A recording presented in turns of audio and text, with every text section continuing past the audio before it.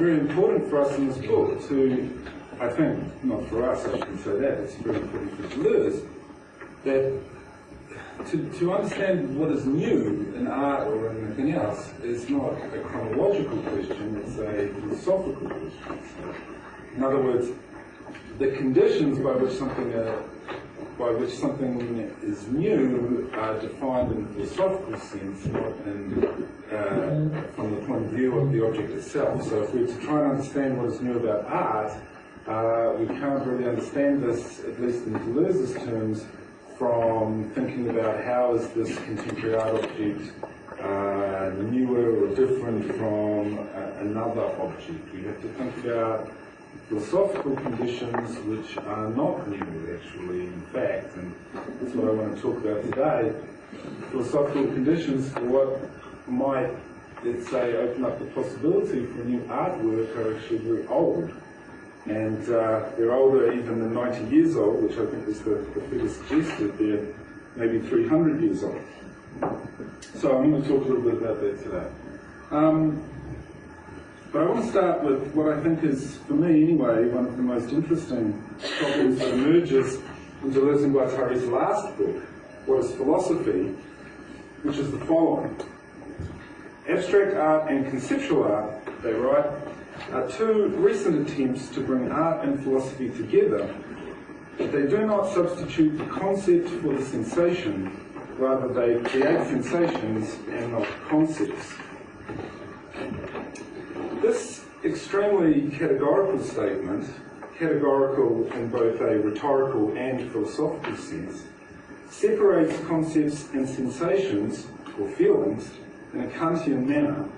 And Deleuze and Guattari will follow Kant in arguing that aesthetic sensation emerges once concepts no longer legislate over sensation, allowing them to express a transcendental and genetic plane acting as the real condition of experience. Still inspired by Kant, Deleuze and Guattari argue that this aesthetic sensation goes beyond the limits of human experience to express and construct an inhuman and transcendental world of rhythmical becoming that is sublime. This relationship to Kant, and particularly the categorical distinction between concept and sensation, defines the philosophical structure of Deleuze and Guattari's aesthetics, just as it clearly illustrates what contemporary art, a term introduced in the 60s and closely associated with the conceptual art movement, seems to have abandoned. As a result, we might well be surprised to find Deleuze and Guattari so enthusiastically embraced by contemporary artists and art writers. But I would argue this embrace is also a symptom of the problem, as the concepts that are most frequently drawn from Deleuze and Guattari to discuss contemporary art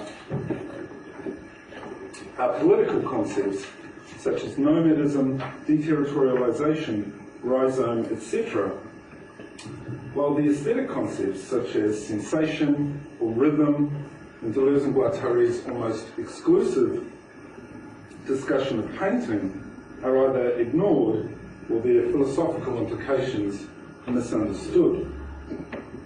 The reason for this is, in my opinion, fairly straightforward. The obstinate Kantianism of Deleuze and Guattari's insistence on the difference in kind between a concept and a sensation, and their restriction of art to the realm of sensation, is precisely what was rejected by conceptual art, a rejection that I would suggest is the fundamental condition of possibility for contemporary practices. This is not to say that Deleuze and Guattari do not offer an aesthetics that has political implications. In fact, sensation is nothing if not political. But this is the point. It is a politics of sensation, and in the realm of visual art, it operates through painting, at least on Deleuze and Guattari's account. This all suggests that Deleuze and Guattari are advocating a kind of return to Kant, a return that is at least unpalatable and perhaps intolerable to contemporary art on two accounts. First, its claim that art produces sensations and not concepts runs directly counter to contemporary art production since the late 60s. And second, Deleuze and Guattari's interest in sensation as providing an inhuman experience of its real and transcendental conditions affirms art as a transformative mechanism in an abstract and I would say even psychedelic sense. It's hard to imagine a more unfashionable and indeed more Kantian slogan for contemporary political art than Deleuze and Guattari's statement, this is also from What is Philosophy, art wants to create the finite that restores the infinite. What is at stake in Deleuze and Guattari's rejection of conceptual art is the nature of aesthetics today and the possible ramifications of defining art or aesthetics as being non-conceptual in nature. What is at stake is therefore nothing less than what is contemporary about contemporary art, about contemporary art, inasmuch as it was conceptual art that introduced the notion of contemporary art as a terminological recognition that the artist was no longer defined by the medium with which they worked, but occupied a theoretical position that was as much philosophical as it was aesthetic. Conceptual art therefore marks the point at which art abandons the Kantian modernism of Clement Greenberg in order to refound itself on postmodern textuality or conceptual self-critique. This means that contemporary art not only rejects Deleuze and Guattari's affirmation of an aesthetics of sensation that refuses conceptual content, but makes this rejection its conditioned possibility. This is the wider context of what I want to focus on here. First of all, Deleuze and Guattari's rejection of conceptual art, and second, their seemingly paradoxical affirmation of the ready-made. On the face of it, this seems to be as perverse a development as their embrace of Kant. For if there is one condition of possibility for conceptual art, then surely it is Duchamp. But that is, I'd like to argue, precisely the point. In rejecting conceptual art and in affirming a certain version of Duchamp's ready-made, Deleuze and Guattari are in fact providing the theoretical outline for a post-conceptual aesthetics consistent with their wider philosophical project of what Alberto Toscano has called a transcendental materialism. Deleuze and Guattari's first criticism of conceptual art is that it dematerializes sensation through generalizing and neutralizing art's plane of composition. The plane of composition is, Deleuze and Guattari tells us, an infinite field of forces. It is not, they say, abstractly preconceived, but constructed as the work progresses, opening, mixing, dismantling, and reassembling increasingly unlimited compounds in accordance with the penetration of cosmic forces, end quote. Cosmic forces are therefore the virtual transcendental conditions composing and composed by the material artwork. Although this means the artwork is expanded to infinity, this infinite and transcendental dimension does not pre-exist the artwork, but is constructed along with the finite work of art in a process of reciprocal determination, a process requiring the finite work and its infinite plane of composition to have a, quote, strict coexistence or complementarity, end quote. This shifts the transcendental dimension of the work of art away from being the conditions of possible experience, as these were discovered by Kant's transcendental idealism, toward the real and genetic conditions of a singular and real experience, as this is developed by Deleuze following the critique of Kant by Salomon Maimon in his transcendental materialism. Deleuze and Guattari mention, quote, Bakhtín's theory of the novel, end quote, as an example here, which is significant for us because Bakhtin will be central to Deleuze and Guattari's theory of the ready-made. I'll come back, in fact, to book 10. The point is that the plane of composition is transcendental inasmuch as it provides the conditions of experience, but this plane is material inasmuch as these conditions are real and singular while remaining infinite and do not exist outside of their actualization in the art work. We will return to these transcendental but real conditions of sensation, but now I want to get back to what's wrong with conceptual art.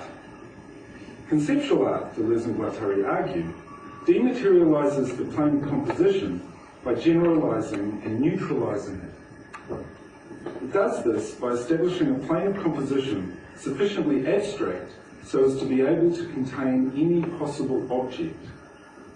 This is to turn the plane of composition into a condition of possibility that dematerializes art's transcendental conditions via plane of composition, replacing its cosmic forces with a neutral and abstract concept or space. These conditions are expressed by the actual artwork, but this expression is of minimal importance inasmuch as it can be achieved by any object whatever. This would be the function of the ready-made. It achieves the much vaunted avant-garde ambition of rendering art immanent to everyday life, but it will come at the cost, Deleuze and Guattari argue, of this indiscernibility no longer having any political effect or relevance. Deleuze and Guattari offer a fairly comprehensive list of conceptual art practices that generalize art's materials through the production of a, quote, neutralized plane of composition, end quote. The first thing they mention is, quote, the catalogue that brings together works not displayed.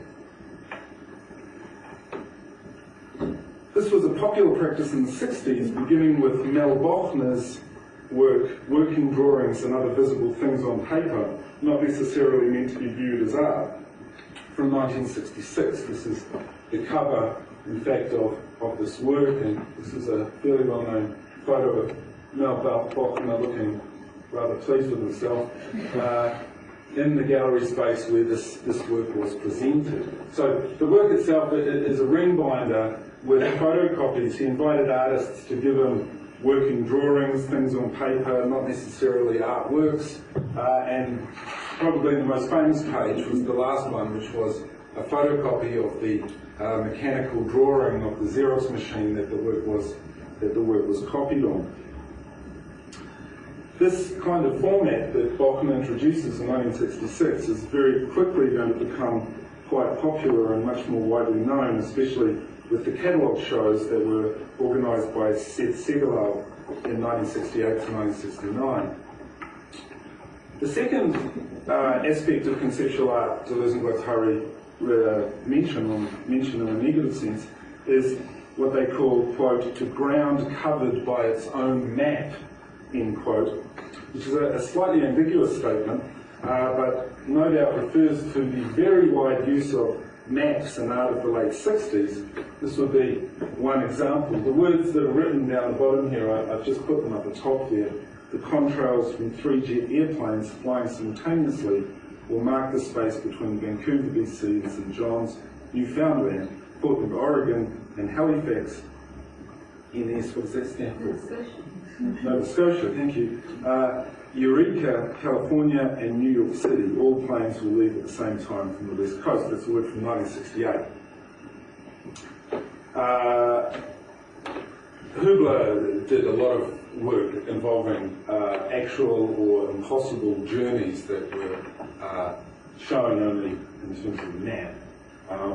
Another example would be perhaps a much more well-known work by Robert Smithson, Franklin, New Jersey, Sight and On-Site, from 1968, where you have a map showing where the rocks were collected and then the rocks themselves exhibited in the gallery space.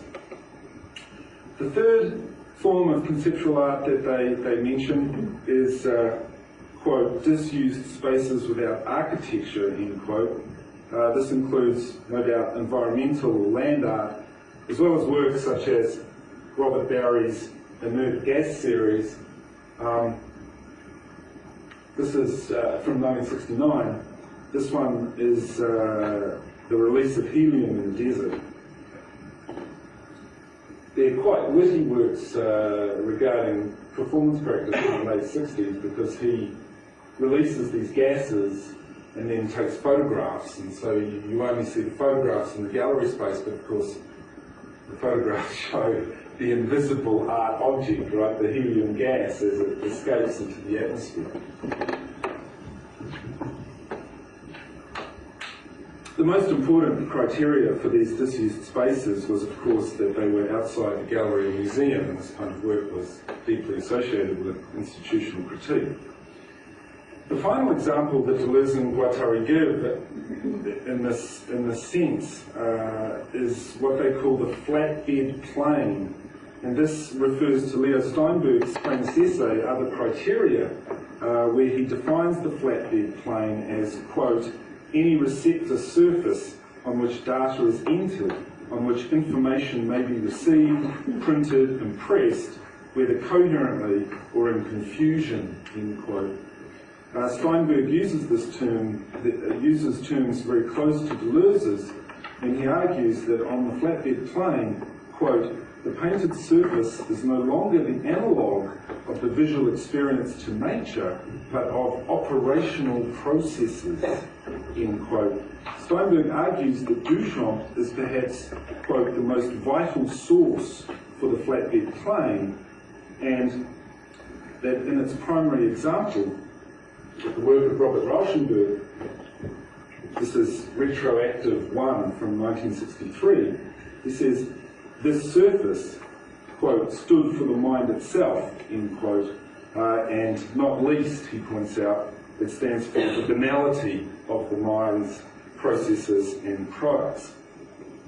In this sense, Deleuze and Guattari's objection to the flatbed plane is its dematerialization of sensation into information and the making equivalent of all images within the flatbed where they mirror the vibrant banality of the mediascape. This would be a good description, I think, of Robert Rauschenberg's crucial early silk screens. So all four of these practices, which I repeat are specifically mentioned in What is Philosophy, they cover a large part of conceptual art, as well as painting after abstract expressionism, which all neutralize the plane of composition by turning it into a conceptual condition of possibility, the catalogue, the map, empty space, the flatbed plane. So that is a condition of possibility that allows anything appearing within it to be art. This generic art turns art's plane of composition into a conceptual condition of possibility and its object into anything whatever. In its extreme example, into thin air or into a pure thought, a pure concept. As a result, conceptual art was, as Seth Segalal once claimed, an experienceless art. This is obviously absolute anathema to Deleuze and Guattari, for whom art is simply defined as sensation. It's a Kantian definition. The results of this dematerialization are clearly stated by Deleuze and Guattari. Everything they write takes on a value of sensation reproducible to infinity. Things, images, or cliches, propositions, a thing, its photograph on the same scale and in the same place, its dictionary definition. End quote. Surely no accident that this last example is a description of Joseph Kosuth's famous work, 1 and 3 Chairs from 1965, inasmuch as it is Kosuth who provided the most strident version of the dematerialization of art into a concept. In fact, Deleuze and Guattari single out this work for their harshest criticism, claiming it gives neither a sensation nor a concept, because they say, quote, the plane of composition tends to become informative, and the sensation depends upon the simple opinion of a spectator who determines whether or not to materialize the sensation, that is to say, decides whether or not it is art, end quote. Although the criticism is directed at Kossuth, it is hard not to hear in it a description and condemnation of the ready-made. Indeed, in Kossuth's famous essay, Art After Philosophy, he raises Duchamp to the status of the founder of art, properly understood, inasmuch as Duchamp marks the ascension of art to its rightful place, the place previously held by philosophy, that is, the producer of concepts.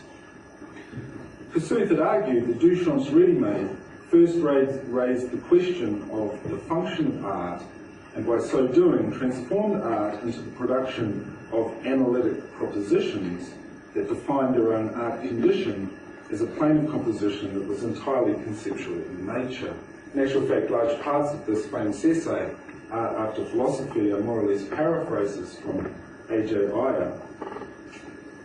Conceptual art in this sense is kind of the beginning of art as analytical philosophy, so it's hardly surprising that Deleuze and Guattari want to have a go at it. In fact, Deleuze and Guattari make many snide remarks about analytical philosophy and what is philosophy, one of which perhaps could well be aimed at Kossuth's own work. If you can't quite see it, it says 5 words in green neon. It is, of course, in green neon. And Deleuze and Guattari say that analytical philosophy, and perhaps this kind of art, quote, is always defeated by itself, that is to say, by the insignificance of the cases in which it thrives. This work by Kossuth is a tautological statement in which the work reflects its conceptual and linguistic conditions of truth and falsity. Art as an analytic proposition is what Kossuth famously called art as idea, where the artist as an analyst, he argues, is not directly concerned with the physical properties of things. He is concerned only with the way, one, in which art is capable of conceptual growth, this is a quotation from Kossuth, and two, how his propositions are capable of logically following that growth, end quote. Here, the purest definition of conceptual art would be that it is inquiry into the foundation of the concept art. That's Kossuth. In Kossuth's work, linguistic science conduct analytical investigations into their conceptual conditions of possibility, which is understood as the essence of art. But in turning art into analytic philosophy, Kossuth turns it into an inquiry into the linguistic conditions of a statement's truth. Classic analytical ambition. In this sense, conceptual art turns its plane of composition into information, making art, along with analytical philosophy, simply conform to what Deleuze and Guattari call capitalism's universals of communication. A typical work in this respect is Kossuth's second investigation, number 1, Existence, from 1968, in which the artist reproduced the 8 categories organising Roget's thesaurus to various newspapers and magazines. The work's insertion into the mass media, a strategy popularised by Dan Graham and used by many artists in the 60s, sidesteps the art market and makes it available to all. A fact Kossuth celebrated by boasting, quote, "People can wrap dishes with my work," end quote. This would be the template for contemporary art's political claims for inserting itself into life. It is, however, a neutral and banal democratisation that simply reproduces a technique for organising language and information, typifying what Benjamin Booklow has scathingly called conceptual art's aesthetics of administration. This means that although the artwork may appear outside the institutions of art and directly in contemporary life, it does so only by mimicking the operational conditions of the info economy, both its organisation and normalisation of linguistic signs and its reproduction and distribution technologies. Interestingly enough, this very famous essay by Benjamin Booklow was first published in French in a catalogue accompanying a large show of conceptual art held at the Musée d'Art Moderne in Paris in 1989, so it's quite conceivable that Deleuze and Guattari saw the show and read this article before they wrote this passage in Rose Philosophy.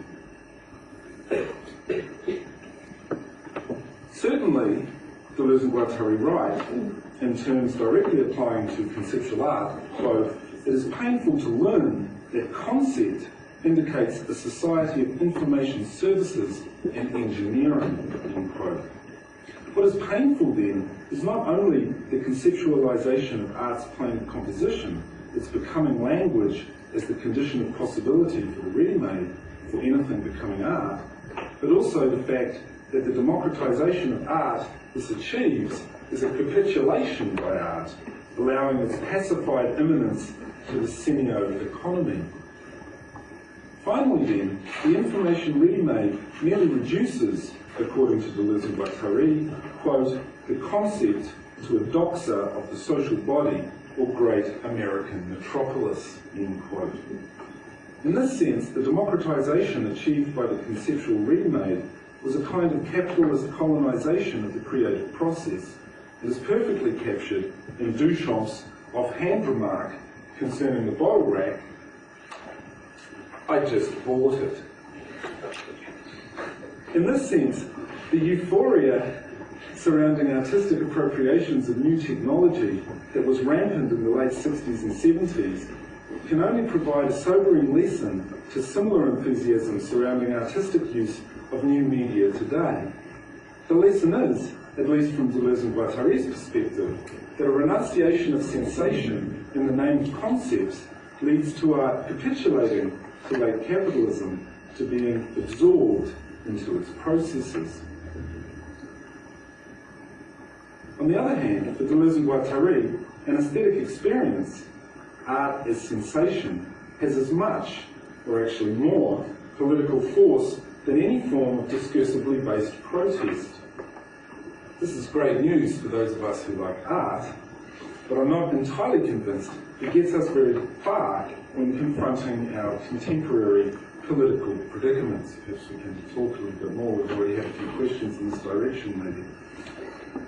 The problems Deleuze and Guattari locate in conceptual art clearly emerge from the ready-made of Marcel Duchamp and from Duchamp's famous requirement of visual indifference in choosing it. The ready-made can be any object whatsoever as long as there is, Duchamp argues, quote, "a total absence of good or bad taste, in fact, a complete anesthesia," end quote. This artistic anesthesia rejects aesthetics, just as it rejects feeling or sensation as the definition of art, instead seeking the essence of art in its conceptual conditions of possibility.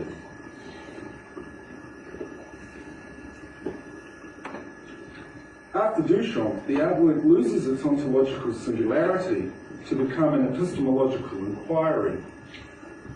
In the collection of notes called The Green Box, Duchamp argues that the ready-made is a snapshot or sign of accordance between it and the laws governing its choice. For Duchamp, this choice is entirely independent of the ready-made object, which merely exists as, he says, information.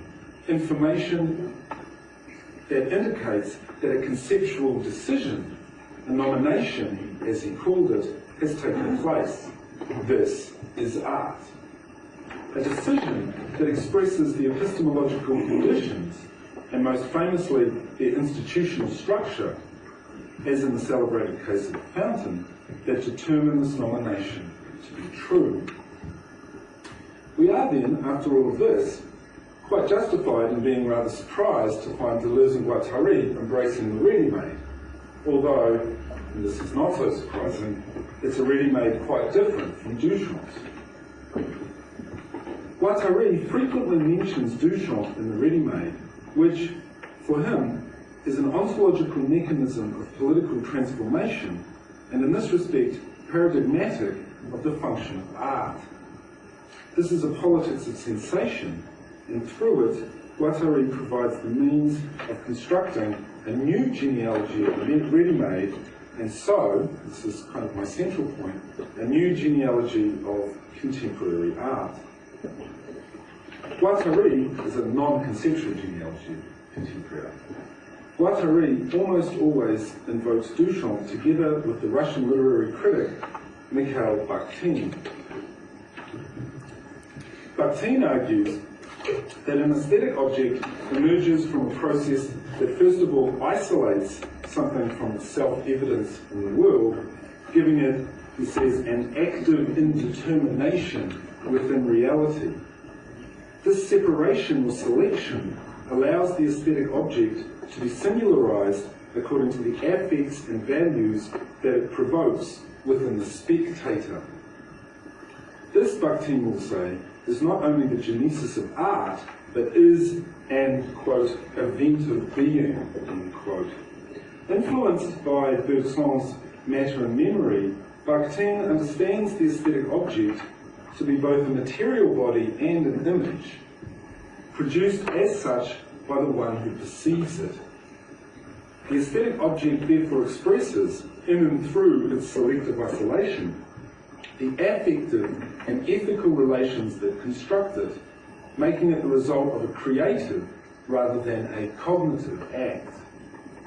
The aesthetic object, according to Bakhtin, is in this way, he says, alive, because its content is in a state of becoming, forming, he says, a, quote, self-sufficient segment of the unitary open event of being, end quote.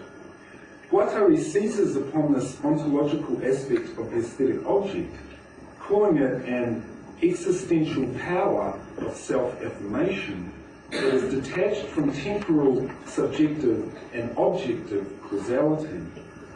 Guattari calls this the aesthetic object's completion as disjunction, a process that begins with the isolation of the aesthetic object and proceeds through its fragmentation in a polyphonic or multiplicatory individuation, finally resulting in, quote, the concatenation of partial enunciative territories within a subjectivation that is always in excess of its material, discursive, and cognitive supports, inasmuch as it is in content with the transcendental and infinite plane of composition. In this way, the aesthetic object is formed in an event of enunciation in which the distinction of object and subject loses consistency within what Guattari calls the mutational becomings of a multi-headed enunciative layout. This enables, Guattari argues, the, quote, reappropriation of the means of production of subjectivity in the creative act. Guattari therefore enlarges Bakhtin's approach into an aesthetics of social production, where the aesthetic object performs a poetic function that re-singularizes subjectivation by introducing, he says, new coefficients of freedom. The usual example Guattari gives of Bakhtin's aesthetic object is Duchamp's ready-made, which instead of turning art into life, turns life into art. Guattari will make this transformation the ground of politics. In this sense, we must take Guattari literally when he says, quote, the remaking of politics must pass through aesthetic dimensions and is inconceivable without the advancement of a new art of living. This is, I think, what Simon was talking about earlier. Okay, let's look more closely at Guattari's example. The first ready-made, the bottle rack from 1913. This, he writes,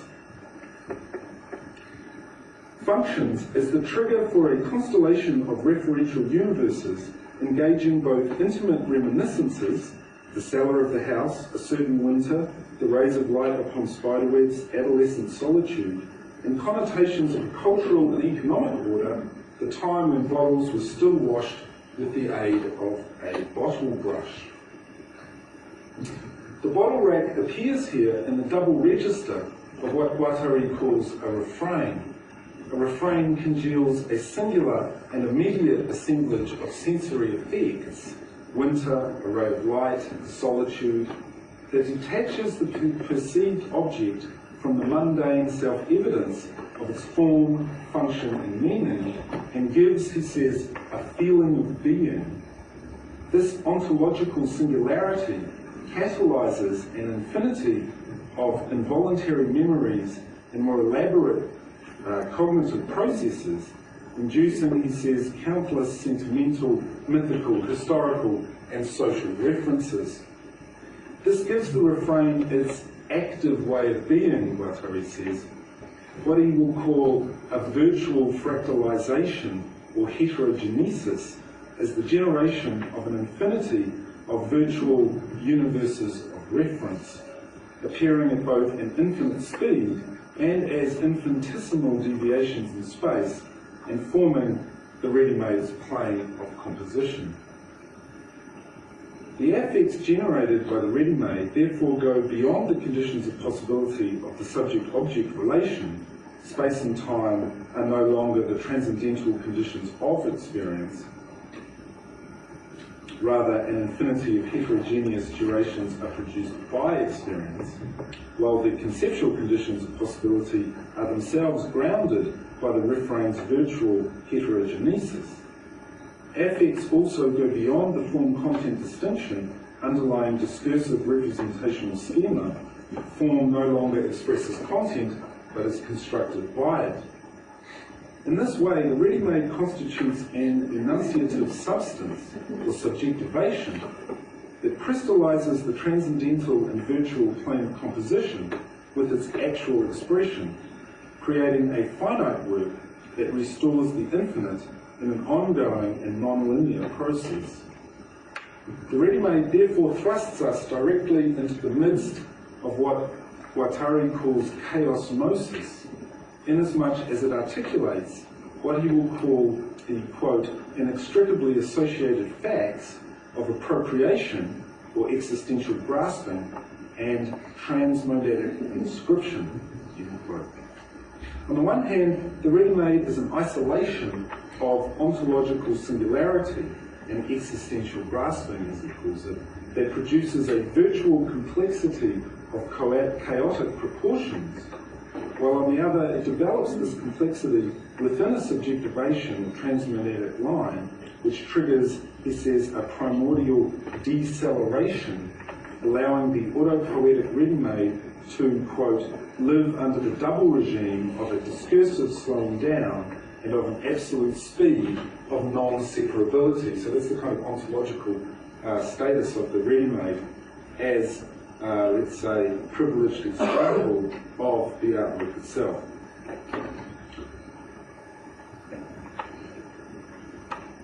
Guattari evokes the spectator in Marcel Duchamp's sense at this point. In the autopoetic singularity of the spectator's creative act, Guattari argues, the ready-made escapes the mechanics of social domination reproduced in the capitalist signifier and the individualized subject. The ready-made thus gives art a necessarily political function, not by assimilating art to the existing powers dominating life, as in conceptual art, but by giving rise to an existential singularization. This singularization is the artwork whose sensation or aesthetic experience takes us beyond the existing powers by opening them onto a virtual plane of composition that turns their real conditions infinite. The ready-made has become the privileged example of chaosmosis.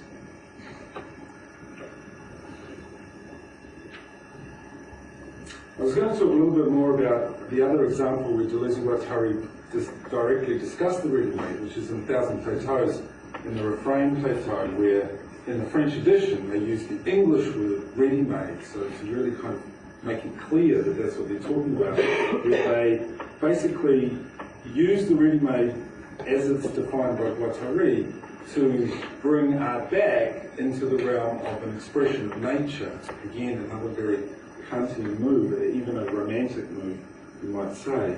But I'll just skip that over and just jump to the conclusion, because I think we're running out of time. As a refrain, the ready-made is finally, as a refrain, this is also what they do in the refrain plateau in Thousand Plateaus, as a refrain, the ready-made is finally brought back to Kant. First of all, Guattari will connect the singular trajectory of subjectivation catalysed by the work of art with Kant's claim that aesthetic experience is disinterested from a subjective point of view. This would be Guattari's way of saying, with Kant, that aesthetic experience goes beyond the limits of the imagination in Kant's terms, or in Deleuze and Guattari's more Nietzschean terms, beyond the limits of the human, all too human. This is to see the refrain as the sublime expression of chaosmosis, and chaosmosis is the process of aesthetic experience. This is precisely the reading of Kant's sublime that Deleuze sees as being so important. The sublime reveals how our conditions of possible experience are in fact based upon differential and rhythmical forces that emerge from chaos before being congealed into experience. So I would argue that this is the consistent position of Deleuze and Guattari on art, because it emerges from the early work on Kant that Deleuze did in the 50s and early 60s. So these differential and rhythmical forces emerging from chaos would be the real conditions of real experience. The problematic ideas, as Deleuze calls them, in Difference and Repetition, the problematic ideas, again a direct echo of Kant, that are expressed and constructed by sensation. These sublime sensations submerge all of our conceptual conditions of possible experience in chaos, and as their genetic condition, they achieve the imminent critique and eventual collapse. This would be the Kant beyond Kant, the eventual collapse of Kant's transcendental idealism into the living art of a transcendental materialism. This is the ontological importance of an art that creates the finite and singular work that restores the infinite plane of composition of a chaotic nature. Here, art is able to give a sensation to these genetic refrain forces in their rhythms of emergence. And although Deleuze and Guattari, and particularly Deleuze alone when he writes about art, privileges painting, and particularly colour's role in this process, it also opens up the possibility of rethinking 20th century art, so-called conceptual art included, in these terms. I know this is to beg the question as to how, but we've run out of time. Thank you very much.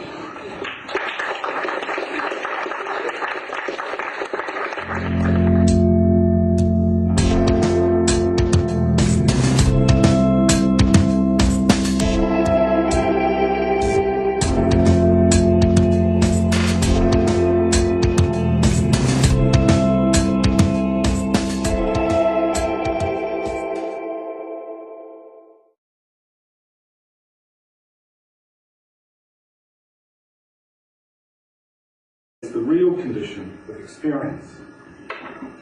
Still inspired by Kant, Deleuze and Guattari argue that this aesthetic sensation goes beyond the limits of human experience to express and construct an inhuman and transcendental world of rhythmical becoming that is sublime.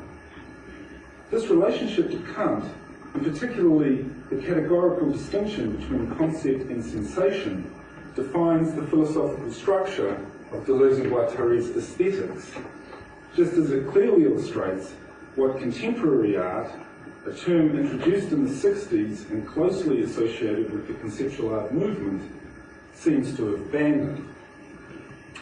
As a result, we might well be surprised to find Deleuze and Guattari so enthusiastically embraced by contemporary artists and art writers. But I would argue this embrace is also a symptom of the problem, as the concepts that are most frequently drawn from Deleuze and Guattari to discuss contemporary art are political concepts such as nomadism, deterritorialization, rhizome, etc. While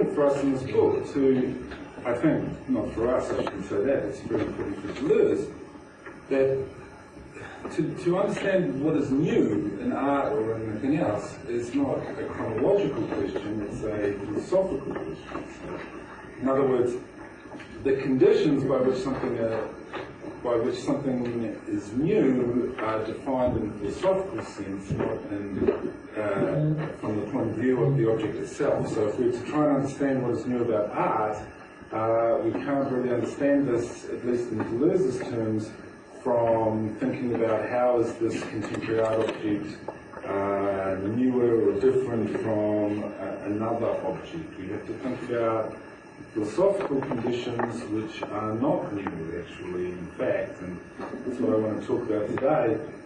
Philosophical conditions for what might, let's say, open up the possibility for a new artwork are actually very old. And they're older even than 90 years old, which I think is the figure suggested. They're maybe 300 years old. So I'm going to talk a little bit about that today.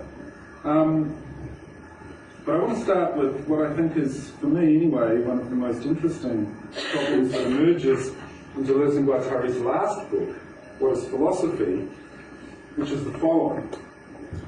Abstract art and conceptual art, they write, are two recent attempts to bring art and philosophy together, but they do not substitute the concept for the sensation, rather they create sensations and not concepts.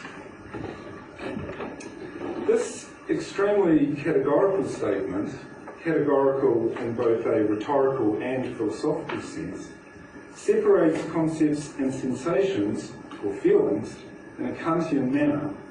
And Deleuze and Guattari will follow Kant in arguing that aesthetic sensation emerges once concepts no longer legislate over sensation, allowing them to express a transcendental and genetic plane acting as the aesthetic concepts such as sensation or rhythm, in Deleuze and Guattari's almost exclusive discussion of painting, are either ignored or their philosophical implications misunderstood. The reason for this is, in my opinion, fairly straightforward. The obstinate Kantianism of Deleuze and Guattari's insistence on the difference in kind between the concept and the sensation, and their restriction of art to the realm of sensation, is precisely what was rejected by conceptual art, a rejection that I would suggest is the fundamental condition of possibility for contemporary practices. This is not to say that Deleuze and Guattari do not offer an aesthetics that has political implications. In fact, sensation is nothing if not political. But this is the point. It is a politics of sensation, and in the realm of visual art, it operates through painting, at least on Deleuze and Guattari's account. This all suggests that Deleuze and Guattari are advocating a kind of return to Kant, a return that is at least unpalatable and perhaps intolerable to contemporary art on two accounts. First, its claim that art produces sensations and not concepts runs directly counter to contemporary art production since the late 60s. And second, Deleuze and Guattari's interest in sensation as providing an inhuman experience of its real and transcendental conditions affirms art as a transformative mechanism in an abstract and I would say even psychedelic sense. It's hard to imagine a more unfashionable and indeed more Kantian slogan for contemporary political art than Deleuze and Guattari's statement, this is also from What is Philosophy, art wants to create the finite that restores the infinite. What is at stake in Deleuze and Guattari's rejection of conceptual art is the nature of aesthetics today and the possible ramifications of defining art or aesthetics as being non-conceptual in nature. What is at stake is therefore nothing less than what is contemporary about contemporary art. As a term